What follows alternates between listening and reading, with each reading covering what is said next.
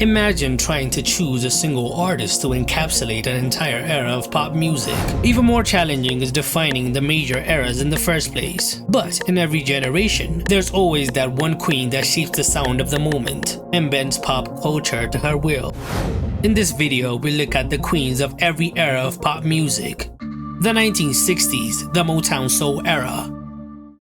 The 1960s were an era of transformation, both musically and socially, redefining what a female pop star could be. In an interesting time for the world, Aretha Franklin made pop music spiritual and political. After a slow commercial start in the early 60s, her 1967 breakout with Atlantic Records delivered a string of unstoppable hits. Songs like R.E.S.P.E.C.T., Chain of Fools, and Think made her a cultural icon. R.E.S.P.E.C.T. hit number 1 on the Billboard Hot 100 and earned her 2 Grammy Awards, becoming an anthem for both the civil rights and women's rights movements. In total, Aretha scored 17 top 10 hits on the Billboard Hot 100 and won 18 Grammy Awards, becoming the first woman inducted into the Rock and Roll Hall of Fame in 1987. She is the undisputed Queen of Soul. While Aretha represented grit, Diana Ross offered a more polished sound. As the lead singer of the Supremes, she led the group to 12 #1 singles on the Billboard Hot 100, including classics like Baby Love and Stop in the Name of Love. They were Motown's biggest success story and rivals to even the Beatles during the mid-60s. She didn't miss a beat. Her debut single Ain't No Mountain High Enough hit number 1, and she would go on to score 6 solo #1 hits. Her legacy is not just her voice but her image, becoming one of the first black women in pop to be promoted as a glamorous mainstream superstar. Together, Aretha and Diana offer 2 sides of the same coin, fire and finesse. Their dominance in the 60s laid the foundation for every female pop artist who followed. The 1970s, the disco era.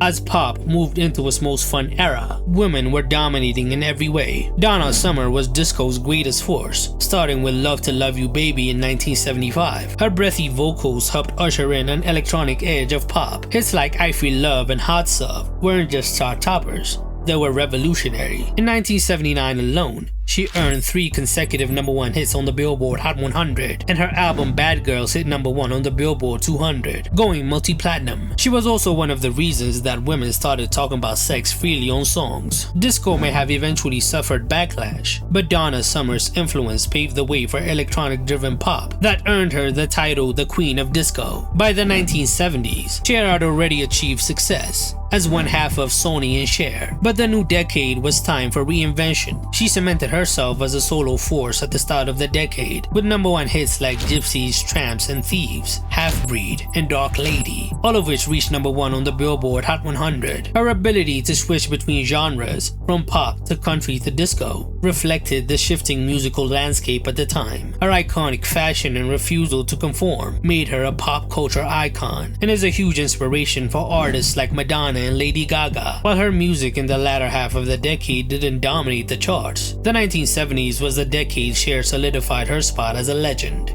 Barbra Streisand, on the other hand, dominated the 70s with Broadway ballads. By the end of the decade, had become one of the only artists to dominate both film and music simultaneously. 1980s, the synth-pop era. In the 1980s, one artist emerged as the defining female voice of the decade. Crowned as the Queen of Pop, Madonna didn't just dominate the charts, she reshaped music, fashion, and pop culture forever. Her journey began in 1983 with her self-titled debut album, which delivered hits like Holiday and Lucky Star. While these songs were moderate hits initially, they laid the foundation for what was to come. Her true breakout came in 1984 with Like a Virgin, which cemented her as a global icon. The album became her first #1 on the Billboard 200, staying at the top for 3 weeks and being certified 10 times platinum by the RIAA, making it one of the best-selling albums of the decade. The title track hit #1 on the Billboard Hot 100, and her now iconic MTV VMAs performance launched Madonna to superstardom. By the late 80s, she was unstoppable, with albums like True Blue in 1986, which spawned 5 top 10 singles including Papa Don't Preach and Open Your Heart. Madonna Madonna proved her dominance wasn't just a fluke. She followed it up with Like a Prayer in 1989, which debuted on number 1 and continued her legacy. By the end of the 80s, Madonna had accumulated 17 top 10 hits, including 7 number 1 singles in the US. Which is crazy is that she is still releasing new music 4 decades into her career. Madonna is now considered one of the most influential artists of all time. The 1990s, the era of the vocal powerhouses. The 1990s saw a shift from the MTV era to the vocal-heavy ballads and R&B crossover dominance. 2 women ruled this period, Mariah Carey and Whitney Houston. Whitney Houston began the decade already a couple of number 1 singles in, after she broke through in the mid-1980s. Her version of I Will Always Love You from the Bodyguard soundtrack became the best-selling physical single by a female artist in history, moving over 20 million copies worldwide and spending 14 weeks on number 1 on the Billboard Hot 100. The soundtrack itself sold over 45 million copies and is one of the best-selling albums of all time. Whitney also scored 11 number 1 hits on the Billboard Hot 100 by the end of the 90s and cemented herself as a pop and R&B legend. Meanwhile, Mariah Carey dominated the charts like no one else. Breaking through with her debut album released in 1990, she controlled the whole decade, earning 14 number 1 hits on the Billboard Hot 100 in the 90s alone, more than any other artist. Songs like Fantasy, Hero, and Always Be My Baby became cultural staples, while her 5-octave range influenced an entire generation of singers. Her 1996 collaboration with Boyz II Men One Sweet Day held the number 1 spot for a then record 16 weeks. By the end of the decade, Mariah had sold over 100 million records worldwide and solidified herself as a legend. The late 90s and early 2000s teen pop era.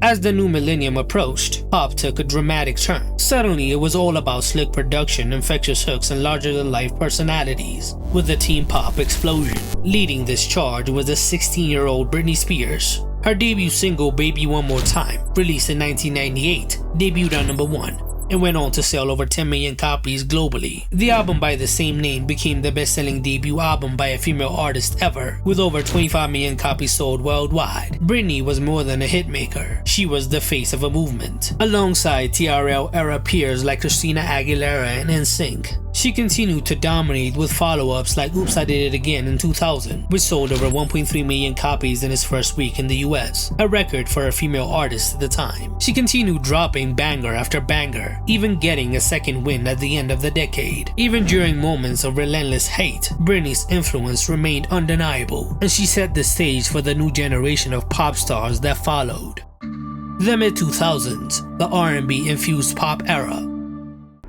Coming off her Destiny's Child days, she started a dynasty. Her 2003 debut, Dangerously in Love, sold over 11 million copies worldwide and gave us Crazy in Love, one of the biggest songs of the decade. But it was 2006's B-Day, and especially 2008's I Am Sasha Fierce, that cemented her as an icon. She scored 5 number 1 singles in the decade alone, even earning multiple Grammys. By the end of the decade, she was not just a singer, but a brand, with I Am Sasha Fierce spending 193 weeks on the Billboard 200 and selling over 10 million copies worldwide. Then came Rihanna, who emerged in 2005 with Music of the Sun, but truly exploded with 2007's Good Girl Gone Bad. Umbrella was the big hit, spending 7 consecutive weeks on number 1 and turning her into a household name. From 2005 to 2012, Rihanna released 7 albums in 7 years, dominating with hits like Rude Boy, Only Girl in the World, and We Found Love. She became the youngest artist to score 10 number 1 hits on the Billboard Hot 100, eventually reaching 14, and her blend of R&B, pop, and dancehall set the tone for the late 2000s. She also dominated the first half of the 2010s, before retiring from music without telling us.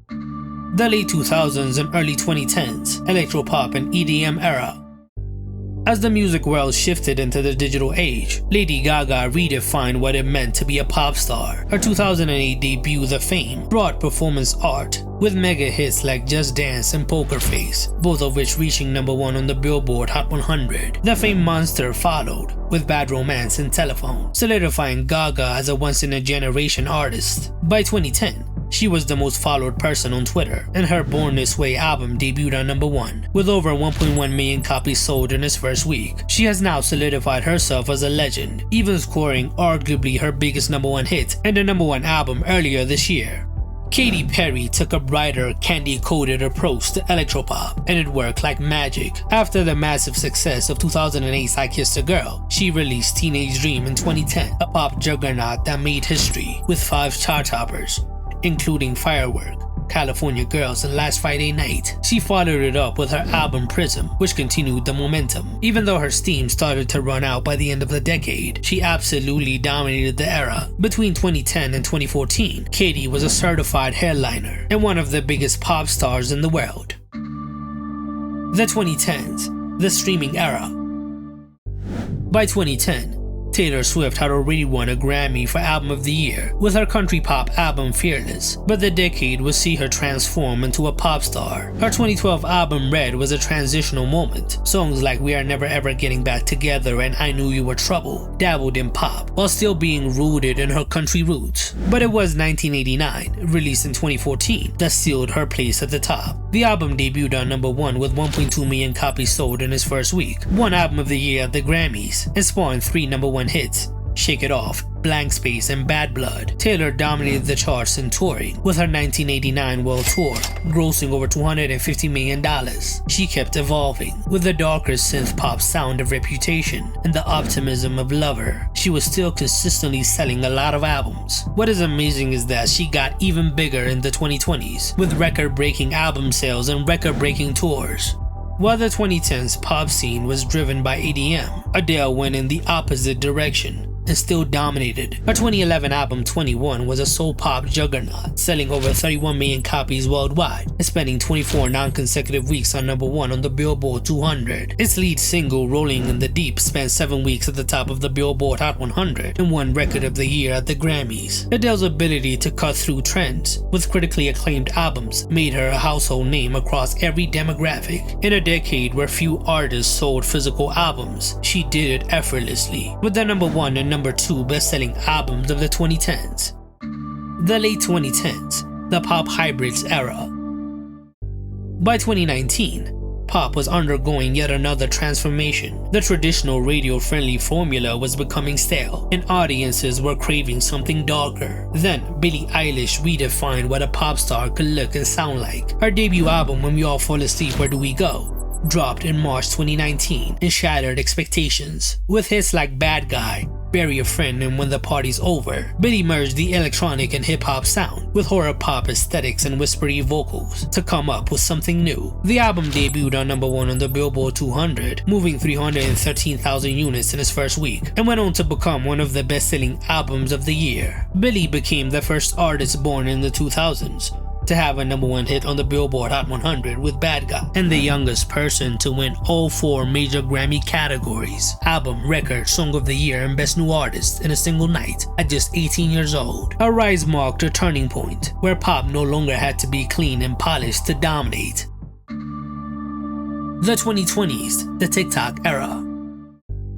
As the music industry became increasingly intertwined with TikTok, the gatekeepers of pop changed. Success was now dictated by virality and authenticity. No 2 artists embodied this shift better than Olivia Rodrigo and Sabrina Carpenter. Olivia Rodrigo exploded onto the scene in early 2021 with her debut single Driver's License. The song quickly went viral on TikTok. Because of speculations it was about Sabrina Carpenter, because of all that hype, the song went on to break Spotify records for the most streams in a single week at the time. Her debut album Sour debuted on number 1 on the Billboard 200 and stayed there for 5 weeks. It is now one of the most streamed albums of all time, accumulating 14 billion total streams on Spotify. She then followed up the huge success of her debut with Guts. It was a critically acclaimed album. The lead single Vampire managed to debut on number 1 on the Billboard Hot 100. Olivia is on course to become the pop star of this generation. Meanwhile, Sabrina Carpenter took a longer route to her moment, building her fan base slowly. It took a decade to become a bona fide pop star from Disney Channel fame. From 2022 to 2024, she rose to A-list pop status, especially with her Emails I Can't Send album and a sleeper hit Nonsense. In 2024, she cracked the upper echelon of pop when she dropped Espresso, her first top 5 hit on the Billboard Hot 100, and the viral follow-up Please Please Please, which hit number 1 in the US. She became the queen of horny lyrics, and her meme-ready visuals were perfectly designed for TikTok. Her album Short and Sweet became one of the best-selling albums of the year, now being certified 2 times platinum by the RIAA. Who did I leave out? Tell me in the comments below.